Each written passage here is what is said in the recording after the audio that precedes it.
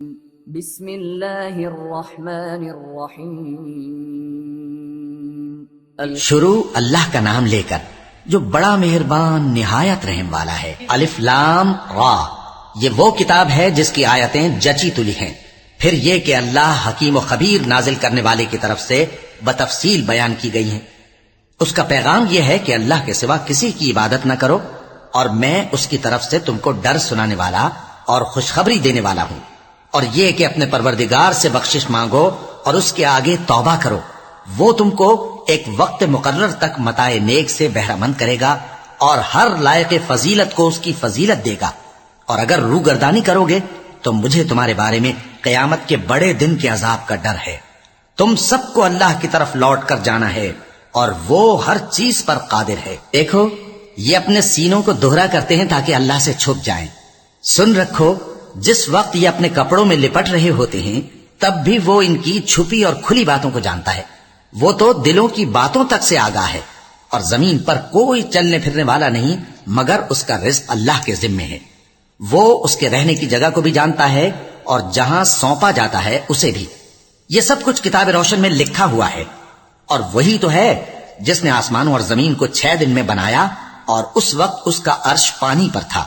تمہارے پیدا کرنے سے مقصود یہ ہے کہ وہ تم کو آزمائے کہ تم میں عمل کے لحاظ سے کون بہتر ہے۔ اور اے نبی، اگر تم کہو کہ تم لوگ مرنے کے بعد زندہ کر کے اٹھائے جاؤ گے تو کافر کہہ دیں گے کہ یہ تو کھلا جادو ہوا۔ اور اگر ایک مدت معین تک ہم ان سے عذاب روک دیں تو کہیں گے کہ کون سی چیز عذاب کو روکے ہوئے ہے۔ دیکھو، جس روز وہ ان پر واقع ہوگا پھر ٹلنے کا نہیں، اور جس چیز کا یہ مذاق اڑاتے ہیں وہ ان کو گھیر لے گی۔ اور اگر ہم انسان کو اپنے پاس سے نعمت بخشیں پھر اس سے اس کو چھین لے تو نا امید اور ناشکرا ہو جاتا ہے۔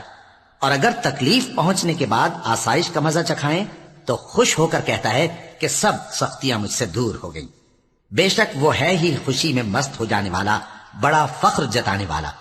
ہاں، جنہوں نے صبر کیا اور عمل نیک کیے، یہی ہیں جن کے لیے بخشش اور اجر عظیم ہے۔ تو شاید تم کچھ چیز وہی میں سے جو تمہارے پاس آتی ہے چھوڑ دو، اور اس خیال سے تمہارا دل تنگ ہو کہ کافر یہ کہنے لگیں کہ اس پر کوئی خزانہ کیوں نہیں نازل ہوا، یا اس کے ساتھ کوئی فرشتہ کیوں نہیں آیا۔ اے نبی، تم تو صرف نصیحت کرنے والے ہو، اور اللہ ہر چیز کا نگہبان ہے۔ کیا یہ لوگ کہتے ہیں کہ اس نے قرآن از خود بنا لیا ہے؟ کہہ دو کہ اگر سچے ہو تو تم بھی ایسی 10 صورتیں بنا لاؤ، اور اللہ کے سوا جس کو بلا سکتے ہو بلا بھی لو۔ پس اگر وہ تمہاری بات قبول نہ کریں تو جان لو کہ یہ قرآن اللہ کے علم سے اترا ہے، اور یہ کہ اس کے سوا کوئی معبود نہیں۔ تو کیا تم لوگ اسلام لاتے ہو؟ جو لوگ دنیا کی زندگی اور اس کی زیب و زینت کے طالب ہوں، ہم ان کے اعمال کا بدلہ انہیں دنیا ہی میں دے دیتے ہیں، اور اس میں ان کی حق تلفی نہیں کی جاتی۔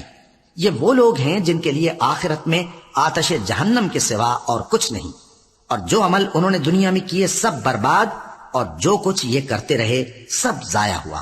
بھلا جو لوگ اپنے پروردگار کی طرف سے دلیل روشن رکھتے ہوں اور ان کے ساتھ ایک آسمانی گواہ بھی اس کی جانب سے ہو، اور اس سے پہلے موسیٰ کی کتاب ہو جو پیشوا اور رحمت ہے، تو کیا وہ قرآن پر ایمان نہیں لائیں گے؟ یہی لوگ تو اس پر ایمان لاتے ہیں، اور جو کوئی اور فرقوں میں سے اس سے منکر ہو تو اس کا ٹھکانہ آگ ہے۔ تو تم اس قرآن سے شک میں نہ ہونا، یہ تمہارے پروردگار کی طرف سے حق ہے، لیکن اکثر لوگ ایمان نہیں لاتے۔ اور اس سے بڑھ کر ظالم کون ہوگا جو اللہ پر جھوٹ باندھے؟ ایسے لوگ اپنے رب کے سامنے پیش کیے جائیں گے اور گواہ کہیں گے کہ یہی لوگ ہیں جنہوں نے اپنے پروردگار پر جھوٹ بولا تھا۔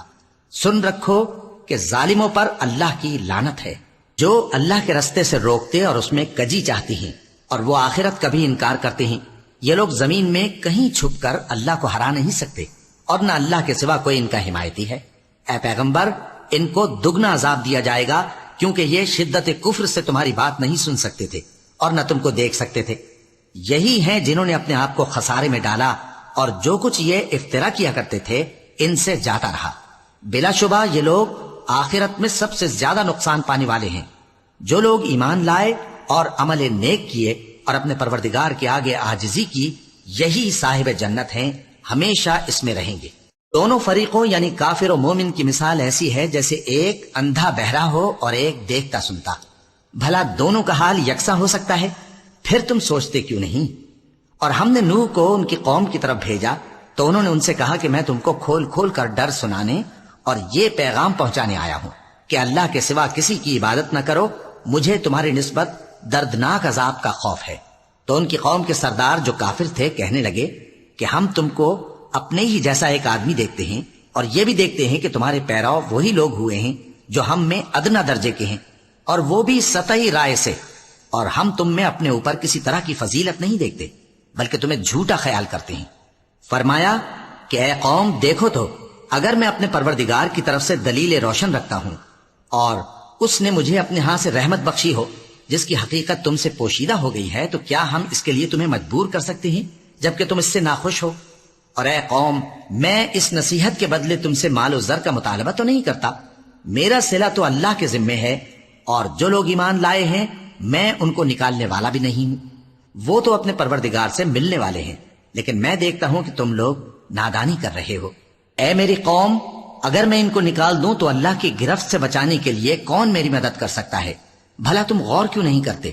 اور میں نہ تم سے یہ کہتا ہوں کہ میرے پاس اللہ کے خزانے ہیں، اور نہ یہ کہ میں غیب جانتا ہوں، اور نہ یہ کہتا ہوں کہ میں فرشتہ ہوں، اور نہ ان لوگوں کی نسبت جن کو تم حقارت کی نظر سے دیکھتے ہو یہ کہتا ہوں کہ اللہ ان کو بھلائی یعنی اعمال کی جزا نہیں دے گا۔ جو ان کے دلوں میں ہے اسے اللہ خوب جانتا ہے، اگر میں ایسا کہوں تو بے انصافوں میں ہو جاؤں۔ انہوں نے کہا کہ نوح، تم نے ہم سے جھگڑا تو کیا اور جھگڑا بھی بہت کیا، اب اگر تم سچے ہو تو جس چیز سے ہمیں ڈراتے ہو وہ ہم پر لا نازل کرو۔ نوح نے کہا کہ اس عذاب کو تو اللہ ہی چاہے گا تو نازل کرے گا، اور تم اللہ کو کسی طرح ہرا نہیں سکتے، اور اگر میں یہ چاہوں کہ تمہاری خیر خواہی کروں اور اللہ یہ چاہے کہ تمہیں گمراہ رہنے دے تو میری خیر خواہی تم کو کچھ فائدہ نہیں دے سکتی، وہی تمہارا پروردگار ہے اور تمہیں اسی کی طرف لوٹ کر جانا ہے۔ کیا یہ لوگ کہتے ہیں کہ اس پیغمبر نے قرآن اپنے دل سے بنا لیا ہے؟ کہہ دو کہ اگر میں نے دل سے بنا لیا ہے تو میرے گناہ کا وبال مجھ پر، اور جو گناہ تم کرتے ہو اس سے میں بری الذمہ ہوں۔ اور نوح کی طرف وحی کی گئی کہ تمہاری قوم میں جو لوگ ایمان لا چکے ان کے سوا اور کوئی ایمان نہیں لائے گا، تو جو کام یہ کر رہے ہیں ان کی وجہ سے غم نہ کھاؤ، اور ایک کشتی ہمارے حکم سے ہمارے سامنے بناؤ، اور جو لوگ ظالم ہیں ان کے بارے میں مجھ سے کچھ نہ کہنا، کیونکہ وہ ضرور غرق کر دیے جائیں گے۔ اور نوح نے کشتی بنانا شروع کر دی، اور جب ان کی قوم کے سردار ان کے پاس سے گزرتے تو ان سے تمسخر کرتے۔ وہ کہتے کہ اگر تم ہم سے تمسخر کرتے ہو تو جس طرح تم ہم سے تمسخر کرتے ہو اسی طرح ایک وقت ہم بھی تم سے تمسخر کریں گے، اور تم کو جلد معلوم ہو جائے گا کہ کس پر عذاب آتا ہے جو اسے رسوا کرے گا، اور کس پر ہمیشہ کا عذاب نازل ہوتا ہے۔ یہاں تک کہ جب ہمارا حکم آ پہنچا اور تنور جوش مارنے لگا تو ہم نے نوح کو حکم دیا کہ ہر قسم کے پالتو جانوروں میں سے جوڑا جوڑا یعنی ایک ایک نر اور ایک ایک مادہ لے لو، اور جس شخص کی نسبت حکم ہو چکا ہے کہ ہلاک ہو جائے گا اس کو چھوڑ کر اپنے گھر والوں کو اور جو ایمان لایا ہو اس کو کشتی میں سوار کر لو۔ اور ان کے ساتھ ایمان بہت ہی کم لوگ لائے تھے۔ نوح نے کہا کہ اللہ کا نام لے کر کہ اسی کے کرم سے اس کا چلنا اور ٹھہرنا ہے، اس میں سوار ہو جاؤ، بے شک میرا پروردگار بخشنے والا ہے، مہربان ہے۔ اور وہ ان کو لے کر طوفان کی لہروں میں چلنے لگی۔ لہریں کیا تھیں؟ گویا پہاڑ تھے۔ اس وقت نوح نے اپنے بیٹے کو جو کشتی سے الگ تھا پکارا کہ بیٹا ہمارے ساتھ سوار ہو جا اور کافروں میں شامل نہ ہو۔ اس نے کہا کہ میں ابھی پہاڑ سے جا لگوں گا، وہ مجھے پانی سے بچا لے گا۔ فرمایا کہ آج اللہ کے عذاب سے کوئی بچانے والا نہیں اور نہ کوئی بچ سکتا ہے مگر وہی جس پر اللہ رحم کرے۔ اتنے میں دونوں کے درمیان لہر حائل ہو گئی اور وہ ڈوب کر رہ گیا، اور حکم دیا گیا کہ اے زمین اپنا پانی نگل جا اور اے آسمان تھم جا، اور پانی خشک ہو گیا اور کام تمام کر دیا گیا، اور کشتی کوہ جودی پر جا ٹھہری، اور کہہ دیا گیا کہ بے انصاف لوگوں پر لعنت۔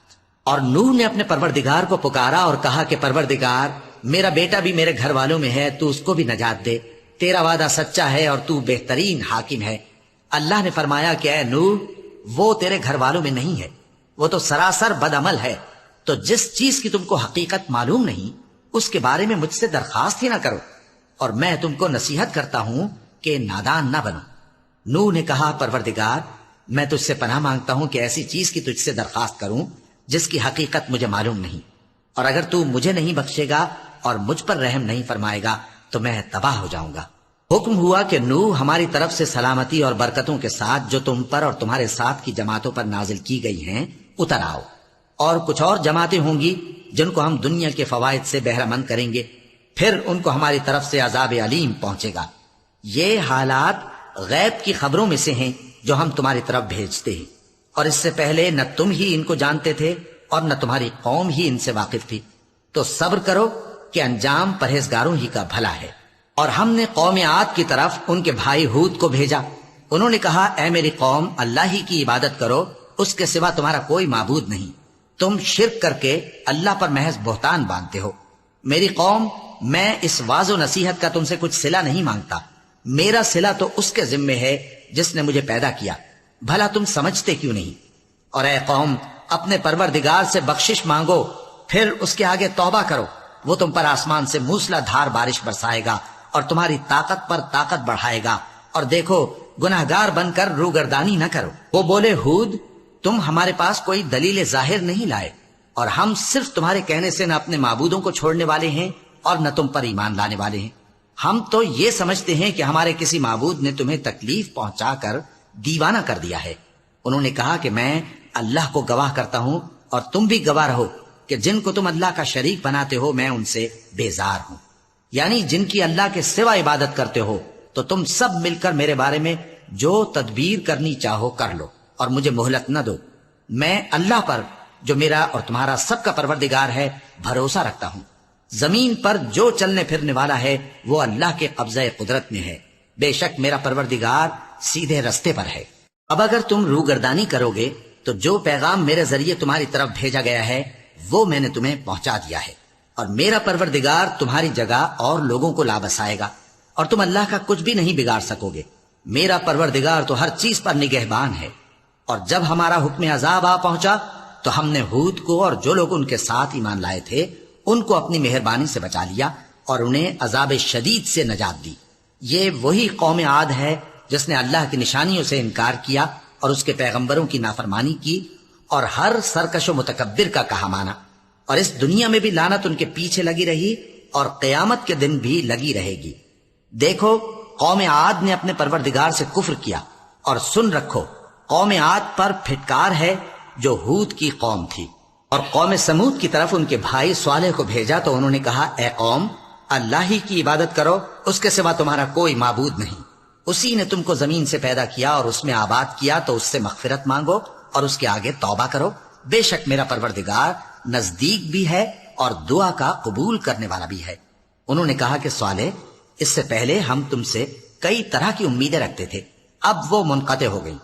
کیا تم ہم کو ان چیزوں سے منع کرتے ہو جن کو ہمارے بزرگ پوجتے آئے ہیں؟ اور جس بات کی طرف تم ہمیں بلاتے ہو اس کی طرف سے ہم بڑے بھاری شک میں ہیں۔ صالح نے کہا، اے میری قوم، بھلا دیکھو تو، اگر میں اپنے پروردگار کی طرف سے کھلی دلیل پر ہوں اور اس نے مجھے اپنے ہاتھ سے نبوت کی نعمت بخشی ہو، تو اگر میں اللہ کی نافرمانی کروں تو اس کے سامنے میری کون مدد کرے گا؟ تم تو کفر کی باتوں سے میرا نقصان ہی کرتے ہو۔ اور یہ بھی کہا کہ اے قوم، یہ اللہ کی اونٹنی تمہارے لیے ایک نشانی یعنی معجزہ ہے، تو اس کو چھوڑ دو کہ اللہ کی زمین میں جہاں چاہے چرتی پھرے، اور اس کو کسی طرح کی تکلیف نہ دینا، ورنہ تمہیں جلد عذاب آ پکڑے گا۔ مگر انہوں نے اس کو کاٹ ڈالا تو صالح نے کہا کہ اپنے گھروں میں 3 دن اور فائدے اٹھا لو، یہ وعدہ ہے کہ جھوٹا نہ ہوگا۔ پس جب ہمارا حکم آ گیا تو ہم نے صالح کو اور جو لوگ ان کے ساتھ ایمان لائے تھے ان کو اپنی مہربانی سے بچا لیا اور اس دن کی رسوائی سے محفوظ رکھا۔ بے شک تمہارا پروردگار طاقتور ہے، زبردست ہے۔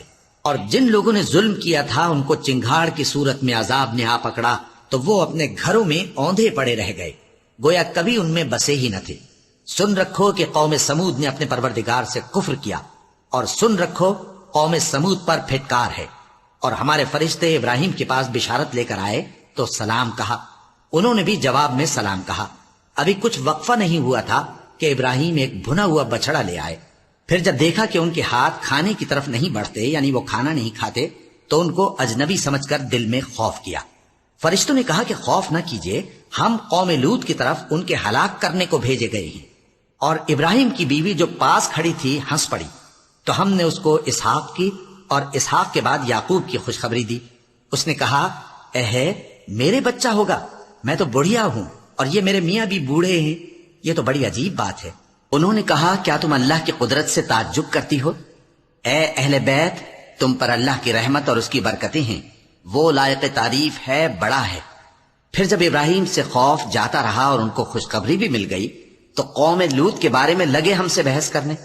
بے شک ابراہیم بڑے تحمل والے، نرم دل اور رجوع کرنے والے تھے۔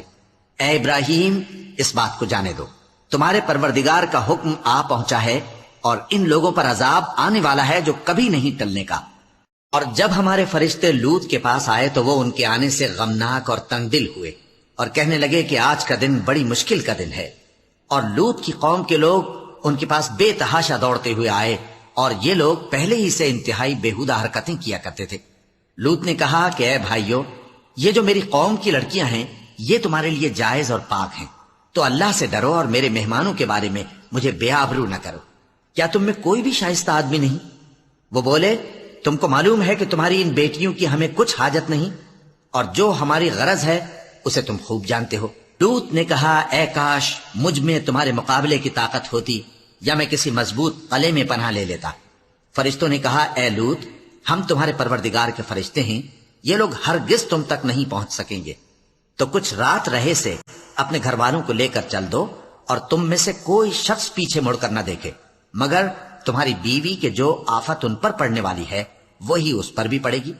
ان کے عذاب کے وعدے کا وقت صبح ہے، اور کیا صبح کچھ دور ہے؟ پھر جب ہمارا حکم آیا ہم نے اس بستی کو الٹ کر نیچے اوپر کر دیا اور ان پر پتھر کی تہ بتہ کنکریاں برسائیں جن پر تمہارے پروردگار کے ہاں سے نشان کیے ہوئے تھے، اور وہ بستی ان ظالموں سے کچھ دور نہیں۔ اور مدین کی طرف ان کے بھائی شعیب کو بھیجا تو انہوں نے کہا کہ اے قوم، اللہ ہی کی عبادت کرو کہ اس کے سوا تمہارا کوئی معبود نہیں، اور ناپ اور تول میں کمی نہ کیا کرو، میں تو تم کو آسودہ حال دیکھتا ہوں، اور اگر تم ایمان نہ لاؤ گے تو مجھے تمہارے بارے میں ایک ایسے دن کے عذاب کا خوف ہے جو تم کو گھیر کر رہے گا۔ اور اے میری قوم، ناپ اور تول انصاف کے ساتھ پوری کیا کرو، اور لوگوں کو ان کی چیزیں کم نہ دیا کرو، اور زمین میں خرابی کرتے نہ پھرو۔ اگر تم کو میرے کہنے کا یقین ہو تو اللہ کا دیا ہوا نفع ہی تمہارے لیے بہتر ہے، اور میں تمہارا نگہبان نہیں ہوں۔ انہوں نے کہا، اے شعیب، کیا تمہاری نماز تمہیں یہ سکھاتی ہے کہ جن کو ہمارے باپ دادا پوجتے آئے ہیں ہم ان کو ترک کر دیں، یا اپنے مال میں تصرف کرنا چاہیں تو نہ کریں؟ تم تو بڑے نرم دل اور بڑے سیدھے ہو۔ انہوں نے کہا کہ اے قوم، دیکھو تو، اگر میں اپنے پروردگار کی طرف سے دلیل روشن پر ہوں اور اس نے اپنے ہاں سے مجھے نیک روزی دی ہو تو کیا میں اپنا فرض ادا نہ کروں؟